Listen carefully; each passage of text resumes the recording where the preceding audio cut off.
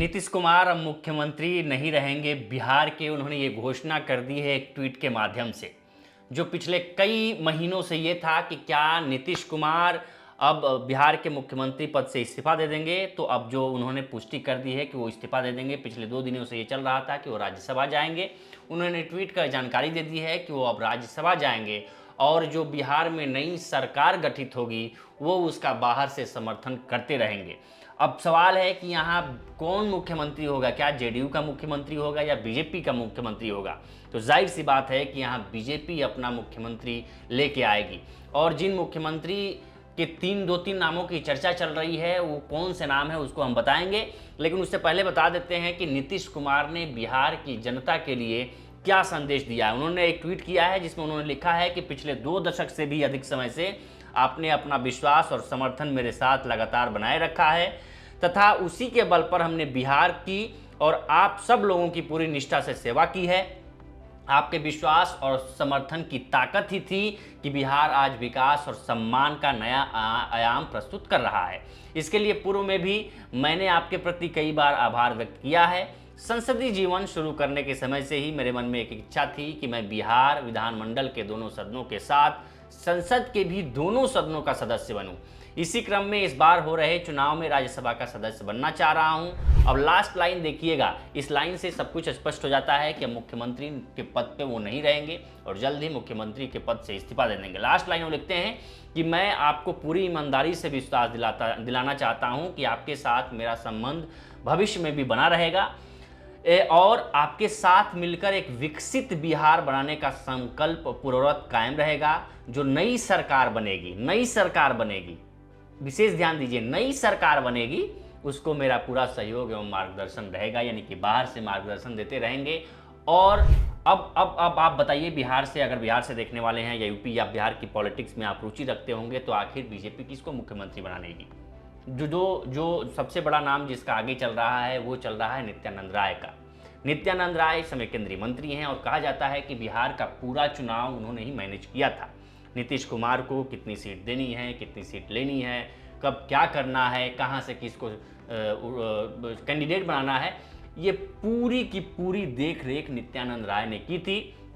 और उसी वक्त से माना जा रहा था कि हो सकता है कि नित्यानंद राय अगले मुख्यमंत्री के पद के प्रबल दावेदार हों, क्योंकि जो सबसे बड़ा दल, घटक दल है 3रे नंबर का, वो चिराग पासवान की पार्टी है। और चिराग पासवान पर्सनली तौर पर वो नित्यानंद राय को पसंद करते हैं और वो हमेशा से नित्यानंद राय के समर्थन में रहे हैं कि जब भी अगर बीजेपी कोई अपना मुख्यमंत्री पद लाए नीतीश कुमार के बाद तो नित्यानंद राय को रखे। लेकिन और भी जानकार कह रहे हैं कि हो सकता है कि सम्राट चौधरी को मुख्यमंत्री पद दे दिया जाए। लेकिन अब इसमें बड़ा पेच ये है कि सम्राट चौधरी उस कोर बीजेपी से नहीं आते जिस बीजेपी से विजय सिन्हा आते, इसलिए क्योंकि 2015 में ही बीजेपी ज्वाइन की थी, उससे पहले विजय सिन्हा थे। इसी में लड़ाई थी कि इसीलिए विजय सिन्हा को भी डिप्टी सीएम, दो डिप्टी सीएम बनाया गया, क्योंकि विजय सिन्हा विधानसभा के स्पीकर थे। इतने बड़े पद के बाद ये कहा जाता है कि स्पीकर पद के बाद आदमी जो नेता होते हैं वो रिटायरमेंट के कगार पे होते हैं, लोकसभा स्पीकर के बाद रिटायरमेंट के कगार पे होते हैं। लेकिन फिर दोबारा विजय सिन्हा वापसी कर गए राजनीति में और डिप्टी सीएम बने, या दूसरी बार भी जब सरकार का गठन हुआ तब भी डिप्टी सीएम बने। तो अब इसमें क्या है कि सम्राट चौधरी और विजय सिन्हा में, चूंकि बीजेपी चौंकाने वाला भी काम करती है कि जो साफ दिखता है वो होता नहीं है, तो क्या सम्राट चौधरी जो साफ लोगों के मन में दिख रहे हैं कि अगले सीएम मुख्यमंत्री के तौर पे सम्राट चौधरी होंगे, क्या वही होंगे?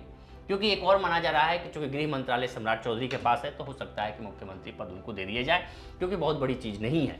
लेकिन बीजेपी असंभावनाओं का, जैसे हम कहते हैं क्रिकेट असंभावनाओं का खेल है, वैसे ही बीजेपी है, कब किसको कहां से उठा के ला के समर्पित कर दे, बना दे, वो आप देख सकते हैं। चूँकि अब आप देखिए कि जो बीजेपी के प्रेसिडेंट हैं वो नितिन नवीन, वो उनको भी राज्यसभा भेजा गया है। उसके बाद से नीतीश कुमार भी राज्यसभा आ रहे हैं और ये कहा जा रहा है कि नीतीश कुमार के लिए गद्दी सेफ हो गई है। 2027 में राष्ट्रपति का चुनाव है, उस राष्ट्रपति के चुनाव के लिए नीतीश कुमार होंगे और नीतीश कुमार की यहाँ से विदाई कर दी जाएगी। लेकिन सबसे बड़ा सवाल है कि आखिर नीतीश कुमार के बेटे निशांत का क्या होगा। क्या निशांत इस सरकार में डिप्टी सीएम होंगे? क्योंकि जिस प्रकार से चीज़ें चल रही हैं, कहा जा रहा है कि दो डिप्टी सीएम होंगे और दोनों डिप्टी सीएम जेडीयू से होंगे, तो उसमें क्या एक जो डिप्टी सीएम होंगे वो निशांत कुमार होंगे? और इसके साथ ही और भी चीज़ें चल रही हैं। जो जेडीयू के कार्यकर्ता और नेता हैं वो 3 नेताओं पे जेडीयू के भड़के हुए हैं। एक संजय झा, दूसरे ललन सिंह और तीसरे विजय चौधरी। इन तीनों नेताओं को लेके ये कहा जा रहा है कि पार्टी को बर्बाद करने में इन्हीं तीनों नेताओं का हाथ है, थाली में सजा के देने के लिए बीजेपी के हाथ में। और ये आरजेडी भी आरोप लगाती रही है कि अब जेडीयू टूट जाएगी और जेडीयू के पास नीतीश कुमार के बाद कोई जेडीयू को संभालने वाला नहीं है।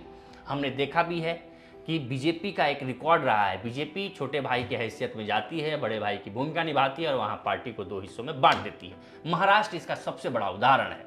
शिवसेना के सहारे बीजेपी महाराष्ट्र में पैठ बनाई और आज शिवसेना में ही 2 फाड़ है।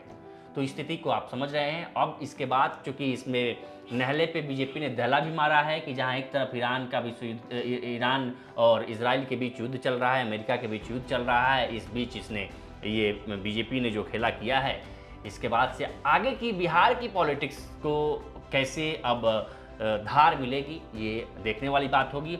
और आपकी क्या राय है? बिहार के मुख्यमंत्री के तौर पे आप किसे पसंद करते हैं? आप अपना कमेंट कर बताएं और अपनी राय साझा करें। देखते रहिए लोकमत हिंदी। नमस्कार।